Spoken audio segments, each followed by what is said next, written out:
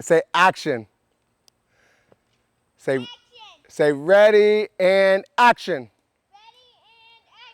Thank you, Zara, for starting us off. Hey, my name is William Alderman. For those that don't know, today, obviously based on the thumbnail, you guys know why you clicked on it. It's about grip. But I am gonna go over how this hair tie ties into getting the proper grip on the bow, at least for me, and how it helps me get all of that nice and tight. Then the other thing that I'm gonna talk about is my grip and my release. All of that and how I'm going to go about shooting and doing all of that fun stuff. I'm going to be checking my sight tape along the way.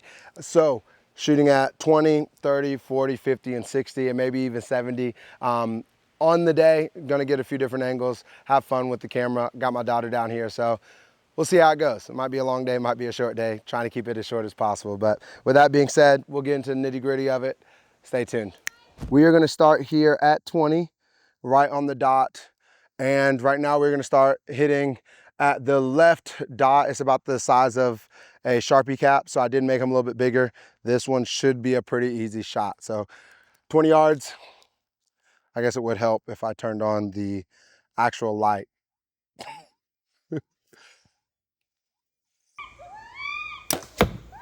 That's 20, right in the middle, as I said. Chip shot, or close to the middle, maybe a little high, but we're gonna move it up. Let's keep it pushing back. Action. Yeah, there we go. Thank you. Perfect. Now I'm at 30. Let's see how this goes. Aiming at the same exact dot.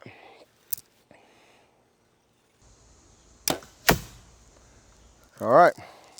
Let's go back to 40 and I'll explain the grip a little bit and how to use a band. What is this feeling? There you go, girl.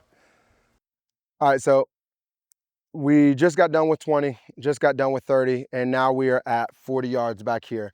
So we're still checking the sight tape, but as we're in the process of doing so, I wanted to take the pit stop of what I was talking about before in regards to the grip.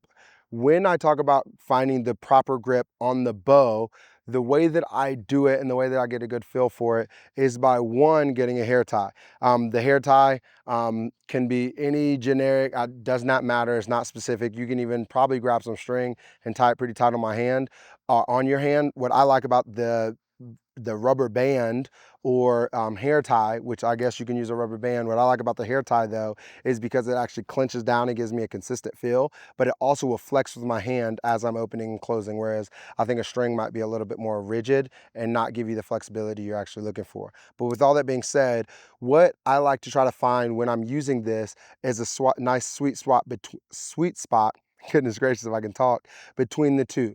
The two being meaning the band that's around the meat of my hand, and then also my knuckle, which kind of creates this nice little open spot on my palm. What I'm looking for when I set my grip is to find a sweet spot right in between the two and relax my thumb pad right in between. What I found when I have this kind of keeps me from getting too deep. Now, the negative drawback on it is when I first started doing this, I found myself almost putting the bow into my thumb, thinking that I was doing a good job, which is why I gave the other checkpoint of the other side or the inside of that big knuckle of the thumb. So if you get it set between the two with the band going right at the top of the lifeline, for me, it creates a nice consistent feel to where one, I'm getting the tactile feel of the band, but also the knuckle, and it's creating this nice relaxed feel. And when I do that, it kind of balances my bubble, because that is where I made my baseline when I was setting my levels and everything else, as well as my stabilizers, because that's where I want my bow to settle when I have that grip. If I'm too deep, then my bubble runs the other way. And if I'm too far off of my thumb, it's me, I can feel it where the bow just feels very unstable. So those are some little tips and tricks that I've learned along the way. One of the things that I try to apply when I feel lost in holding my bow. But that's enough talking. We're gonna get back to shooting. Last thing as well, I don't use this every time I'm practicing. I just do it when I don't feel good about how I'm gripping the bow. So maybe once a month, maybe every once in a while. I can't really tell you the specifics on how often I use it, but I will tell you when I started doing it, kind of helps me on those days where I feel lost along the way. So anyways, here we go. Cranking this thing down to 40.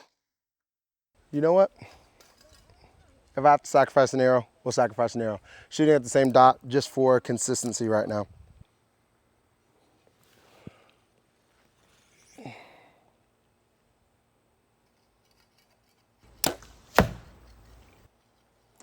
I think that's in there.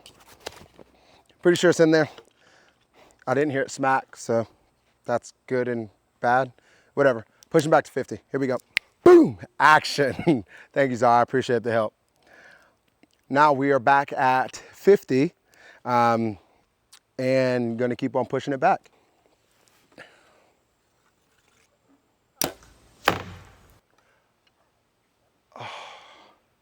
You know, it'd help if you moved your sight tape or sight.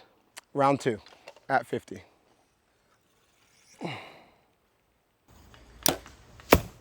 And going back to 60. So we're at 60, aiming at the same dot. Obviously things start opening up further you go back. So I think my arrows are safe. Hopefully not. But we're gonna send this last one and see how it goes. Full send.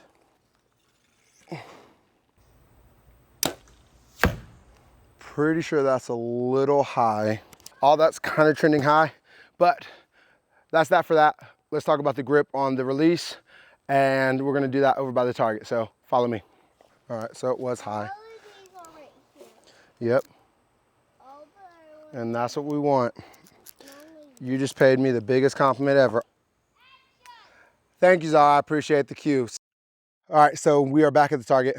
Beauty of editing. But with that being said, this is my 20, 30, 40, 50, and 60 yard group. One arrow at each, just kind of working my way back, mess with the camera.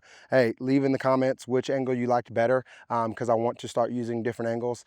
And you tell me what you like, and we'll do more of those. But with all that being said, I did have that last at 60 fly pretty high. Everything was trending to the top of the dot, but again, that's the point of my index. That tells me that the sight tape is pretty spot on, which makes me happy. In my other video, I talked about how I like to keep it simple now. So for this last ASA, definitely going to be running the sight tape. Even though I might be losing a micro bit of accuracy, I think it's going to give me peace of mind, which is going to be way more accurate in the long haul. And then I got my little flyer down here, which I completely forgot to adjust my sight. So that's my fault. But that's crazy that that's a 10-yard gap from 40 to 50. That's a pretty big gap. So these are definitely flying slow. Are a lot slower than my hunting rig. But that being said, let's talk about the release and the last tip that I have in regards to finding a proper grip. I forgot. You're right. I do need to smile more.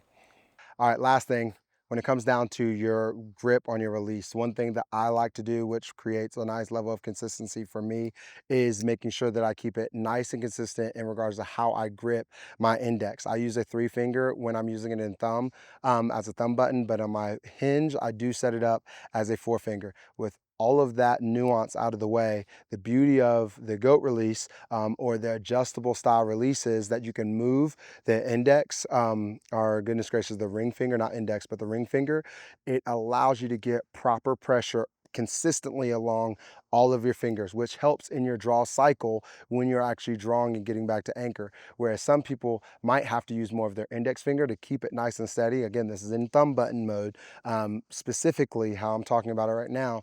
But with how I have it set up, I can use all 3 fingers and be set and not have to readjust my fingers once I get there.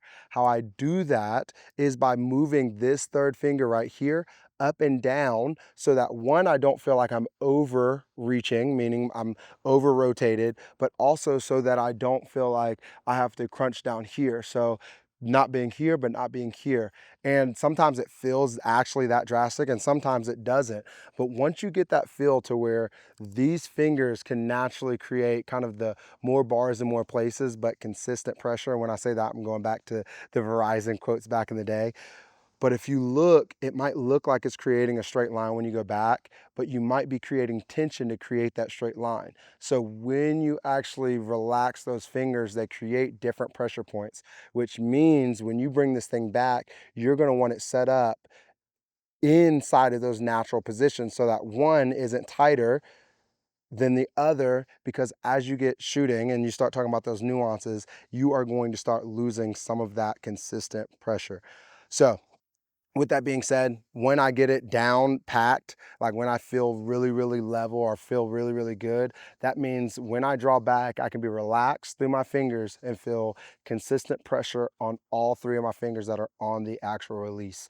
Those are some things that I look for when I'm setting up my gear. You can talk about stabilizers and all of those nuances, but when it comes down to getting a proper grip on the release, that's what I look for. I don't know if it's the right thing, but it creates a level of consistency. I do have a crap ton of grip tape on here, but what I'm learning is if I can get to that proper grip, I don't even need the grip tape, because it still sits nice and steady on my actual hand when I set it up properly. But again, that's all things that I'm learning along the way, things that help me. It might not help you, but hopefully it does. And if it does, give a thumbs up, leave a comment. Love figuring out if any of these things are actually helping others out in the world, or if I'm just recording videos and hearing myself talk. So with all that being said, be great. See you guys. William Alderman is out, and don't forget to be better. Peace.